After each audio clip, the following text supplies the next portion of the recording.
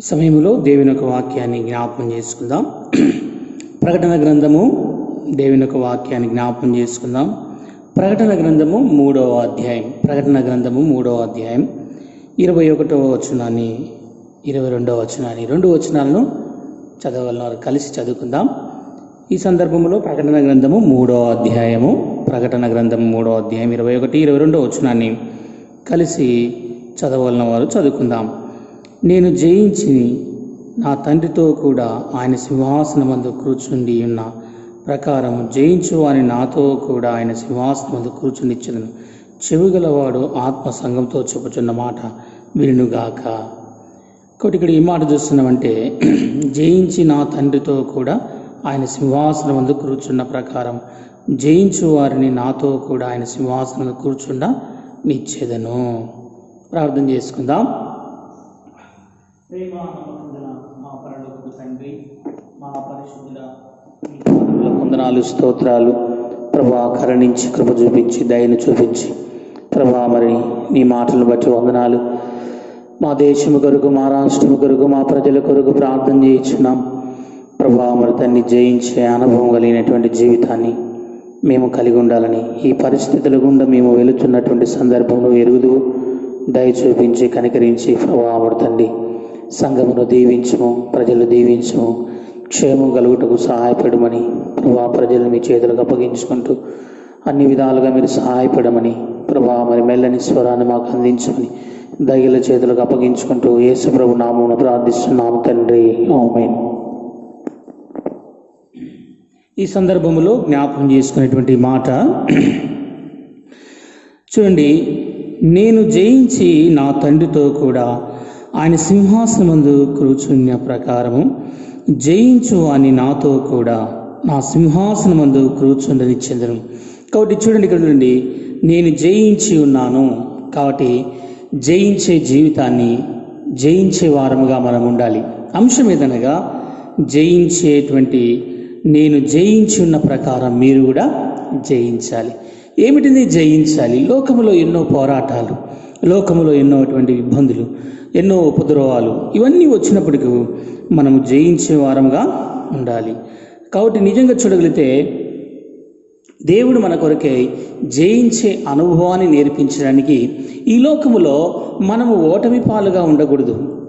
పరిస్థితులు ప్రవాహములను చుట్టుకున్నప్పటికైనా మన జీవితంలో దేవుడు మనల్ని జయించే వారిగా ఉంచాడు, కానీ మరి అపజయాల పాలు చేసే దేవుడుగా మనల్ని ఉంచలేదు. నిజంగా చూడండి, ఇక్కడ రావేడిన మాట నిజంగా చూడితే, నేను జయించి నా తండ్రితో కూడా ఆయన సింహాసనమందు కూర్చున్న ప్రకారం జయించు అని నాతో కూడా నా సింహాసనమందు.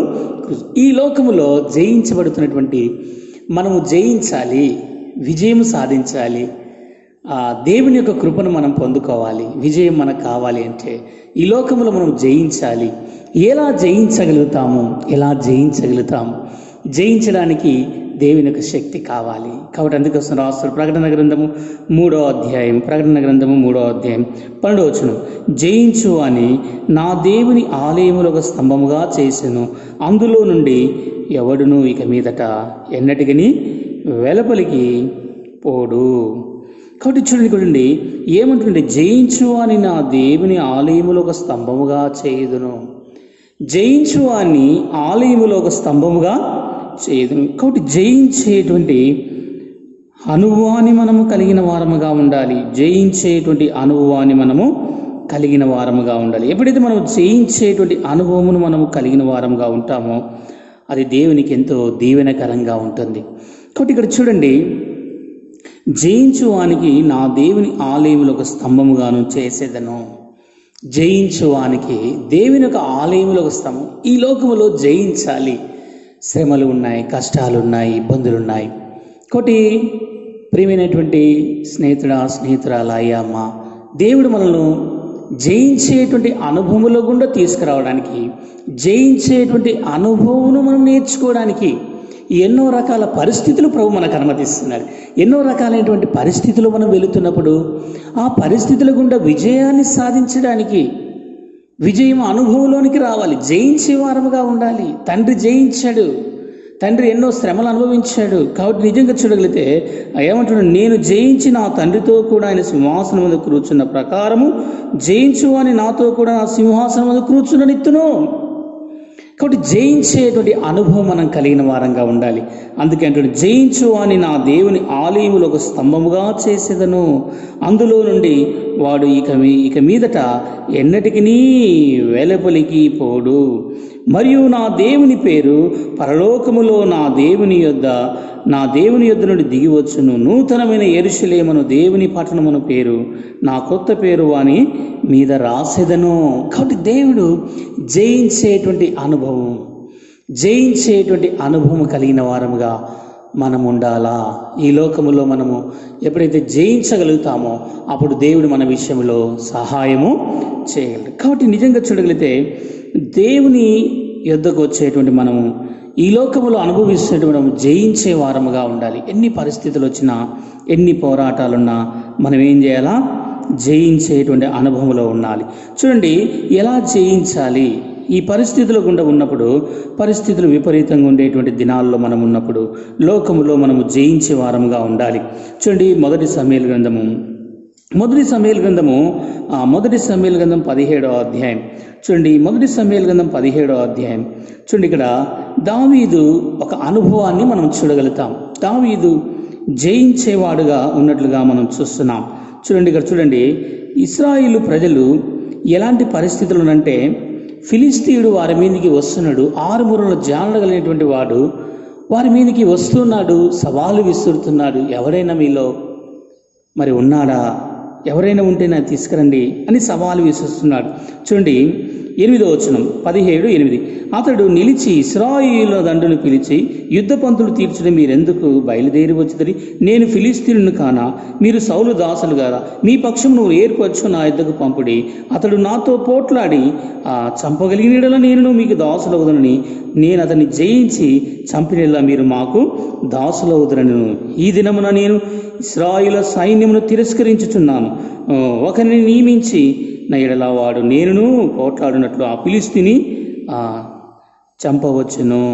కాబట్టి నిజంగా చూడండి, సౌలు ఇశ్రాయేలు అందరూ ఆ ఫిలిస్తీని మాటలు వినినప్పుడు వెరగపడుచు బహు భీతులైరి. వారు భయపడుచు భీతులైపోతున్నారు. కాబట్టి నిజంగా చూడగలిగితే, ఈ మాటలను గమనించగలిగితే ఫిలిస్తీన్ల మీదకి వస్తూ ఉన్నాడు.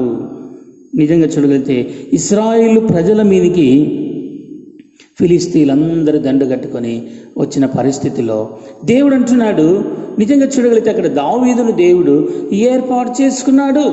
దావీదును దేవుడు ఏర్పాటు చేసుకొని దేవుని ప్రజల యొద్దకు ఆయన విడిపించడానికి ఇష్టపడేటువంటి దేవుడుగా ఉంటున్నాడు. అందుకోసం ఇక్కడ అంటున్నటువంటి 24వ వచనం, ఇశ్రాయేలందరూ ఆ మనిషిని చూసి మిక్కిలి భయపడి వారి ఎదుట నుండి పారిపోగా, ఇశ్రాయేల్లో ఒకడు వచ్చి ఆ మనిషిని చూచి, నిజముగా ఇశ్రాయేలు తిరస్కరించువాడు బయలుదేరుచున్నాడే, వాని చంపి వానికి రాజుకు బహుమానముగా ఐశ్వర్యమును కలగజేసిన తన కుమార్తెనిచ్చి పెళ్లి చేయదనని నన్ను. అందుకోసం ఇక్కడ అంటున్నాడు, దావీదు జీవము గల దేవుని సైన్యమును తిరస్కరించిన సున్నతి లేని ఫిలిస్తీయుడు ఎంతటి వాడు? కానీ ఫిలిస్తీను నేను చంపగలను, ఈ ఫిలిస్తీను నేను చంపగలను. కాబట్టి నిజంగా చూడగలిగితే ఫిలిస్తీని ఏం చేస్తూ వచ్చాడు? జయిస్తూ వచ్చాడు. నిజంగా చూడగలిగితే అక్కడ ఎంతోమంది ఉన్నారు, ఎంతోమంది విద్య నైపుణ్యత గలవారు ఉన్నారు. కానీ జయించడం చాలా అవసరం. కాబట్టి ఒక్కడు నిలబడ్డాడు, పోరాటంలో నిలబడ్డాడు. దావీదు అలా నిలబడగలిగి చూడండి ఇక్కడ ఏమంటుందంటే, చూడండి ఇక్కడ చూడండి 46వ ఈ దినమున యెహోవా నిన్ను నా చేతికి అప్పగించును, నేను నిన్ను చంపి నీ తలను ఛేదింతును. ఇశ్రాయేలు దేవుడున్నాడని లోక నివాసులందరూ తెలుసుకున్నట్లు నేను ఈ దినమున ఫిలిస్తీయుల ఒక కళేభారములు ఆకాశ పక్షుల భూమురుగులకు ఇచ్చివేతును. కాబట్టి నేను చంపగలను. ఆ ఫిలిస్తీయుడు ఎంతటి వాడు? కాబట్టి నిజంగా లోకమును జయించాలి. లోకమును మనం ఎప్పుడైతే జయించగలుగుతామో లోకమును మనుషులను జయించే వారముగా ఉండాలి. కాబట్టి దేవుని యొక్క ఆలయములో మనకు ఒక స్తంభముగా దేవుడు ఉంచాడు. నేనుండే స్థలంలో మిమ్మల్ని తీసుకొని వెళ్ళడానికి నేను రాబోచున్నా అంటున్నాడు. ఈ కష్టకాలంలో మనము శత్రువుతో పోరాడడానికి సిద్ధముగా ఉండాలి. శత్రువుతో మనం యుద్ధము చేయడానికి సిద్ధముగా ఉండాలి. కాబట్టి నీవు కూడా దావీదు తన జీవితములో విజయమును సాధించడానికి ఆ ఫిలిష్తీయుడు ఎంత వాడు వాని చంపి వాని కళేభారములు ఆకాశ పక్షులకు వేసేదను. కాబట్టి నిజంగా చూడగలిగితే ఇంత త్వరగా నిజంగా చూడగలిగితే అతన్ని చంపి ఆ ఫిలిష్తీయుని వేసేదనన్నాడు. వాడు అనుకుంటున్నాడు ఈ పిల్లవాడు ఏం చేయగలుగుతాడని. ఏం చేశాడంటన్నా ఆ చిక్కములో వెళ్ళి ఒక రాయిని తీసుకొని ఆ ఫిలిష్తీయుని రాయితో కొట్టడం ఆరంభించాడు. చూడండి కదండి 42వ వచనం. తన సంచిలో చేయి వేసి అందులో నుండి రాయి ఒకటి తీసి వరిసెలలో విసిరి ఆ ఫిలిష్తీయుని నొదుట కొట్టెను. ఆ రాయి వాని నొదుట చొచ్చినందున వాడు బోర్ల పడెను. దావీదు ఫిలిష్తీయుల కంటే బలాదుడై ఖడ్గము లేకయే వరిసెల రాళ్లతో ఆ ఫిలిష్తీయుని కొట్టి చంపెను. వారు బోడబడగానే దావీదు పరిగెత్తుకొని పోయి ఆ ఫిలిష్తీయుని మీద నిలబడి వాని కత్తి వరదూసి దానితో వాని చంపి వాని తలను ఛేదించెను. కాబట్టి చూడండి, 6 మూరల జ్ఞానం అనేటువంటి వ్యక్తి ఎవరు చంపలేకపోతున్నారు. 40 రోజులు తను తాను ప్రత్యక్షపరుచుకుంటున్నాడు. వస్తున్నాడు పోతున్నాడు, భయముతో ఉన్నారు. ఇలాంటి పరిస్థితిలో దేవుడు విజయాన్ని ఇస్తున్నాడు. వాడు భయపెడుతున్నాడు, ఇదిగో నేను మిమ్మల్ని చంపేస్తా, ఇదిగో నేను మిమ్మల్ని చంపేస్తా, ఎవరున్నారు మీలో. ఇంత భయంకరమైన పరిస్థితిలో దేవుడు మాత్రమే ఆ శక్తిని దావీదుకు అనుగ్రహిస్తూ వచ్చాడు. దావీదు ఏం చేసినంటే జయిస్తూ వచ్చాడు. కాబట్టి నీవు కూడా నా తండ్రితో కూడా కూర్చుండబెడతాను జయించేవారిని. కాబట్టి నువ్వు లోకమును ఎంత మాత్రమును ప్రేమించొద్దు. కాబట్టి నిజంగా చూడ దావీదు ఫిలిష్తీయులను జయించిన వాడుగా ఉంటున్నాడు. ఫిలిష్తీయులను జయించేటువంటి అనుభవం కలిగిన వారంగా మనం ఉండాలి. కాబట్టి నిజంగా చూడగలిగితే మన జీవితంలో జయించే వారముగా ఉండాలి. ఎలాంటి పరిస్థితులు ఉన్నప్పటికైనా, ఎలాంటి ఇబ్బందులు ఉన్నప్పటికైనా, ఎలాంటి సమస్యల్లో మనం ఉన్నప్పటికైనా దేవుడు మన విషయంలో మాట్లాడేది. కాబట్టి మనం ఏం కలిగి ఉండాలి? జయించే వారముగా ఉండాలి. ఎలా జయించాలంటే ప్రభు మనతో మాట్లాడుతున్న మాట, ప్రభు మనల్ని హెచ్చరిస్తున్నటువంటి మాట, ప్రభు మనతో మరి ఆయన దీవెనలకరమైనటువంటి జీవితంలో మనం తీసుకురావడానికి ఇష్టపడుతున్నటువంటి దేవుడుగా ఉంటున్నాడు. కాబట్టి మనము జయించే వారముగా ఉండాలి. ఎలా ఉండాలి? మనము జయించే వారముగా ఉండాలి. దావీదు ఆ ఫిలిష్తీయులను ఆ 6 మూరల జ్ఞానం ఎత్తుగలిగిన వ్యక్తిని జయించిన అనుభవం నీకు నాకు ఎంతైనా అవసరం. కాబట్టి నీవు కూడా జయించే వారంగా ఉండాలి. చూడండి రెండవ భాగాన్ని జ్ఞాపకం చేస్తున్నాం. ఎవరు ఎలాగున జయిస్తూ వచ్చాడు. చూడండి 2వ భాగాన్ని న్యాయాధిపతుల గ్రంథము 15వ అధ్యాయం. న్యాయాధిపతుల గ్రంథము 15వ అధ్యాయం. న్యాయాధిపతుల గ్రంథము 15వ అధ్యాయం 15వ అధ్యాయం చూడండి 12వ వచనం. 15-12 న్యాయాధిపతుల గ్రంథం 15వ అధ్యాయం 12వ వచనం. అందుకు వారు, మేము ఫిలిష్తీయుల చేతికి అప్పగించుటకు నిన్ను కట్టవచ్చుమని అతనితో అనగా, సాంసోను మీరు నా మీద పడినట్లు నాతో ప్రమాణము చేయుడనెను. అందుకు వారు, అలాగున నిశ్చయముగా మేము నిన్ను చంపమని నిన్ను గట్టిగా కట్టి వారి చేతికి మేము అప్పగించదమని చెప్పి 2 కొత్త తాళ్ళ చేత అతన్ని కట్టి ఆ బండ మీద నుండి అతన్ని తీసుకొని వచ్చిరి. ఆ బండ మీద అతన్ని తీసుకొని వచ్చేది. చూడు 16వ వచనంలోని, అప్పుడు సాంసోను గాడిద ఎమకతో ఒక కుప్పను 2 కుప్పలను చంపిను. ఆ గాడిద దవడ వెమకతో 1000 మంది నరులను చంపి ఉన్నాడు అని. కాబట్టి చూడండి, ఇక్కడ ఫిలిష్తీయులు నీ మీద పడుతున్నారు.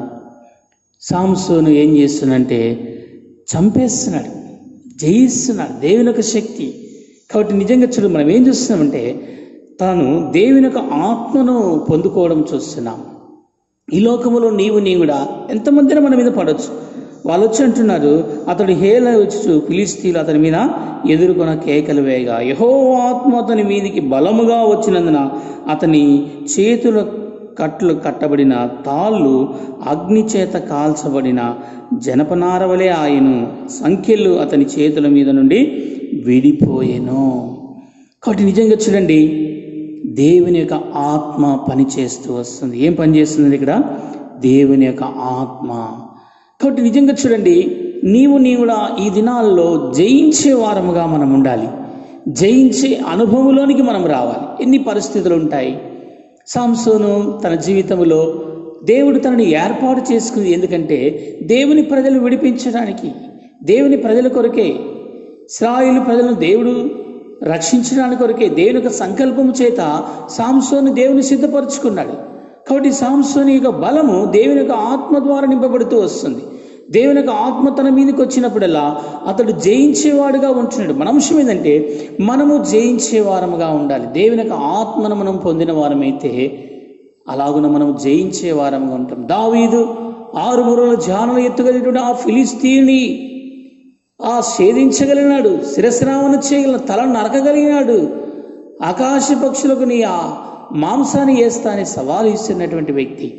ఈరోజు నీవు కూడా ప్రేమిన సహోదరుడు, ఆ సహోదరి, నిరుత్సాహంలో ఉన్నామేమో, కృంగుదలలో ఉన్నామేమో, ఏమోలే దేవుడు నాకేం చేస్తాలని జయించలేని జీవితంలో ఉన్నావేమో. కాబట్టి సంసోను ఎంత బలమైన వాడో చూడండి. ఏం చేసినంటన్నా 16వ చాపుడు, సంసోను గాడిద ఎమకతో ఒక కుప్పను 2 కుప్పలను చంపెను. గాడిద దవడ ఎమకతో 1000 మంది నరులను ఏం చేసినట్టనా చంపి ఉన్నాను అన్ను.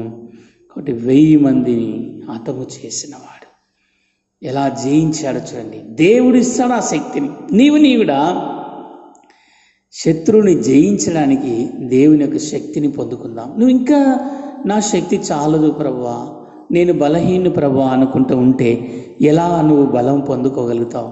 కాబట్టి నీవు ఏం చేయాలంటే జయించేవాడుగా నీవు ఉండాలి, జయించే దానవుగా నీవు ఉండాలి. అప్పుడు నీవు ఆ శక్తిని పొందుకోగలుగుతావు. కాబట్టి నిజంగా చూడండి, మన జీవితంలో జయించలేని వారంగా మనం ఉంటున్నాం, జయ జీవితాన్ని పొందలేని వారంగా ఉంటున్నాం. కాబట్టి దేవుడు నా ఆలయంలో ఒక స్తంభముగా నేను చేస్తాను, నేను జయించున్నాను కాబట్టి మిమ్మల్ని కూడా జయించు అని ఆలయంలో తీసుకొని వెళతాను.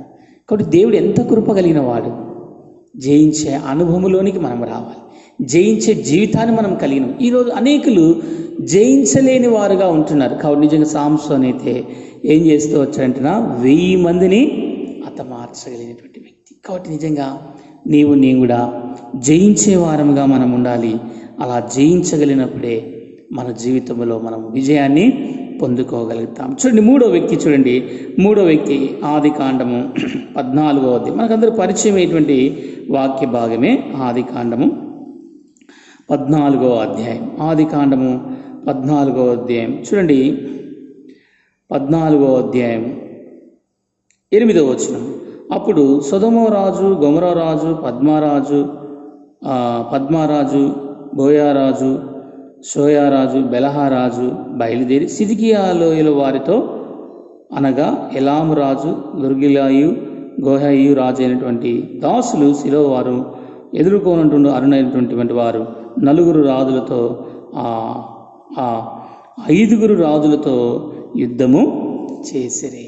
కాబట్టి నిజంగా చూడండి, ఇక్కడ అబ్రహాము తన తమ్ముడు చెరపట్టుకొని పోయారని విని తన ఇంటి పుట్టినటువంటి అమర్చబడినటువంటి 313 మందిని వెంట పెట్టుకొని ఏం చేసినట్టనా, ఎంతమంది అంటే చూడండి 14 వచ్చిందండి. అబ్రహాము తన ఇంట పుట్టబడిన అబ్రహాము తన తమ్ముడు చెరపట్టబడిన తన ఇంట పుట్ట అమర్చబడిన 314 వెంట పెట్టుకుని దాను మటుకు రాజులను తరిమేను. కాబట్టి చూడండి, ఇక్కడ చూడండి, 5 మంది రాజులను అబ్రహాము ఏం చేస్తూ వచ్చాడు, జయిస్తూ వచ్చాడు. ఇక్కడ జరిగిన సందర్భం మనకు తెలుసు. ఏం జరుగుతూ వచ్చిందంటే ఇక్కడ వారి లోతు కుటుంబానందరినీ తీసుకుపోయారు. లోతును తీసుకుపోయి బంధిస్తే ఇప్పుడు అబ్రహాము ఏం చేయాలి, విడిపించాలంటే మనం ఏం చేస్తామంటే, ఒకవేళ ఎవరైనా అధికారుల దగ్గరికి 5 మంది రాజులు, ఒక రాజుకి ఎంత సైన్యం ఉంటుంది చెప్పండి, మీరే చెప్పండి, ఎంత సైన్యం ఉంటుందమ్మా?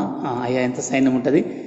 ఒక రాజుకు ఎంతో సైన్యం కదా, ఎంతో బెటానీలు ఉంటాయి, రకరకాల. ఇప్పుడు చూడగలిగితే ఒక సీఎంకి ఎంతో సైన్య బలం ఉంటుంది. అలా చూడగలిగితే 5 మంది రాజులకు ఎంత బలము, ఎంత సైన్యం. ఇతని దగ్గర 314 మంది మాత్రమే ఉన్నారు. ఈ 314 మందులు తీసుకొని ఏం చేసినాడంట, ఎదుర్కోవడానికి పోయాడు. ఎదుర్కొని వారితో ఏం చేస్తాడంటే యుద్ధం చేసి వచ్చాడు.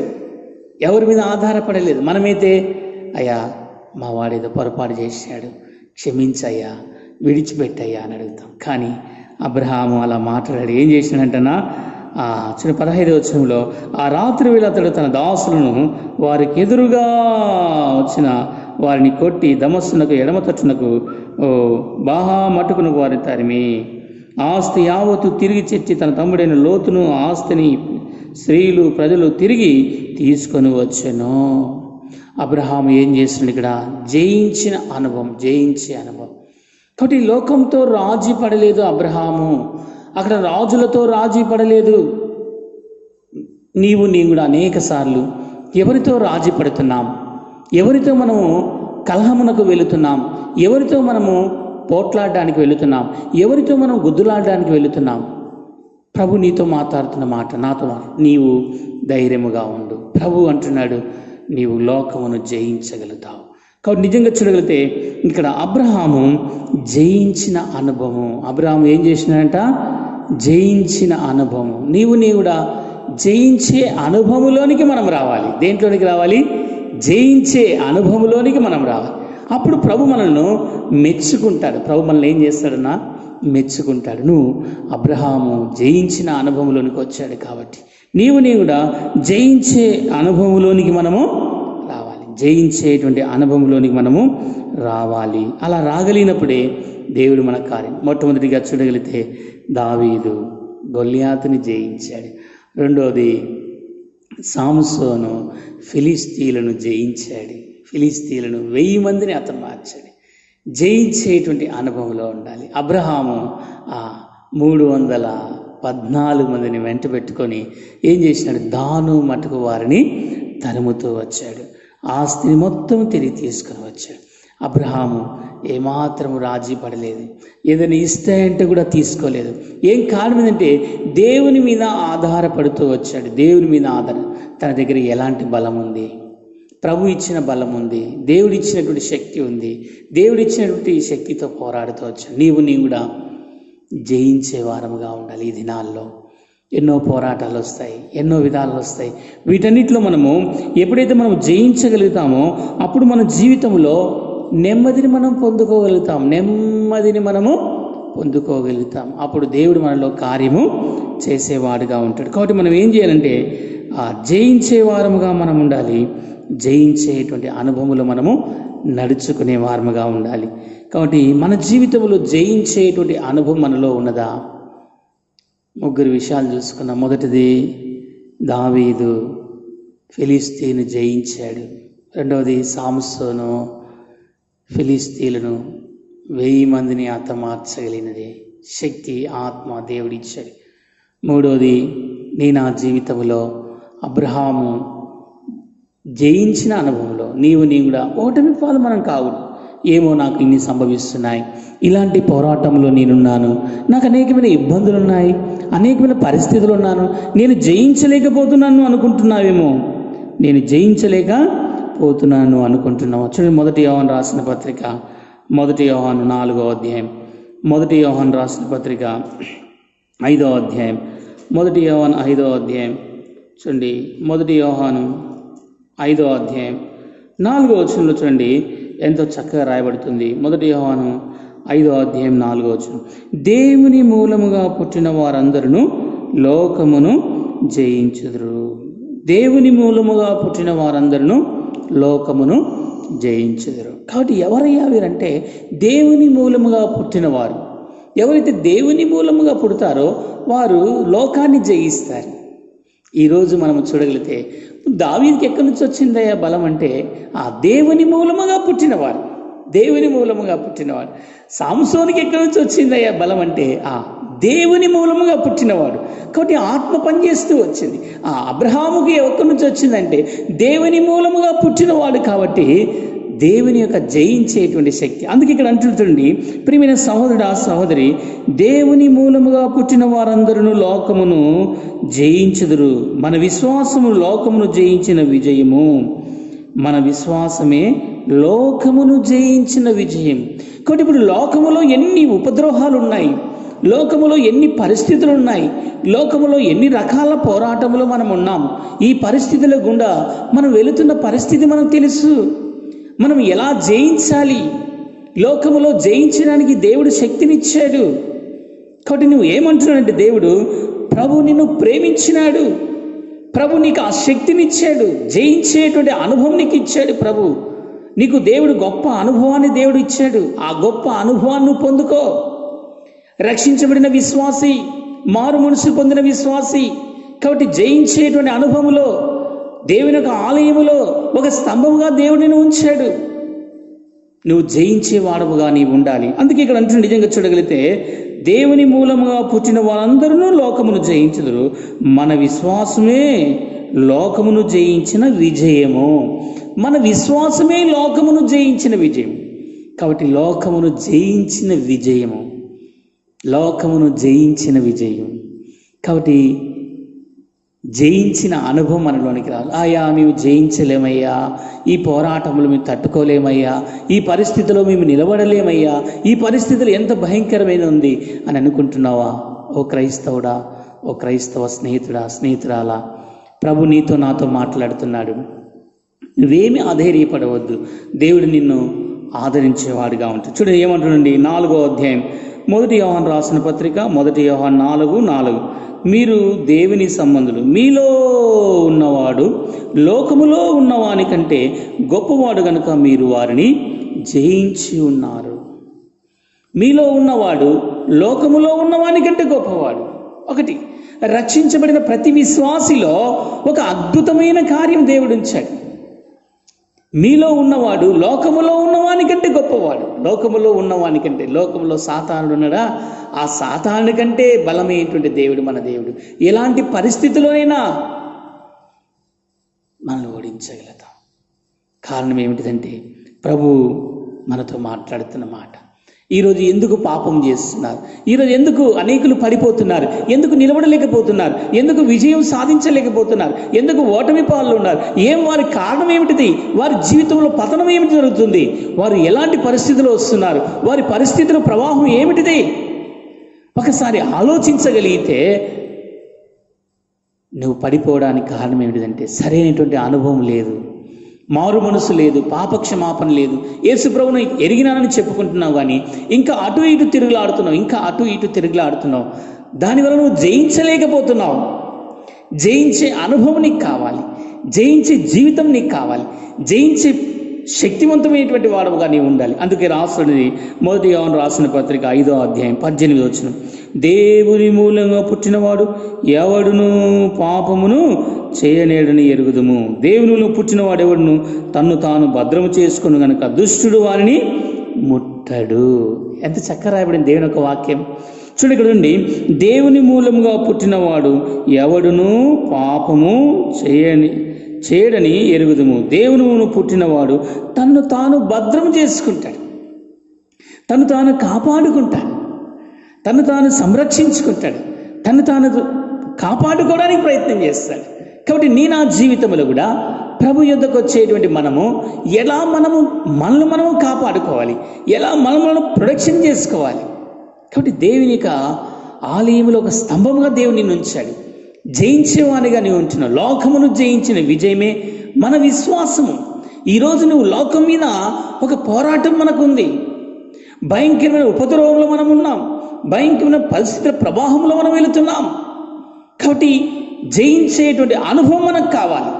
ఈ లోకములో జయించడానికి మనము ఎలా ముందుకు వెళ్ళాలి, విజయవంతమైన జీవితాన్ని కలిగిన వారంగా ఉండాలి. కాబట్టి నా జీవితంలో ప్రభు మాట్లాడుతున్న మాట, దేవుని మూలముగా పుట్టినవాడు ఎవడును పాపమును చేయడని ఎరుగుదుము. ఏం కారణమైతే తన్ను తాను భద్రపరుచుకుంటాడు, కాపాడుకుంటాడు, తను తాను కాపాడుకుంటాడు. ప్రియమైన సహోదరుడా, సహోదరి, నీవు కాపాడుకోవడానికి ఎంత భద్రంగా ఉన్నావు.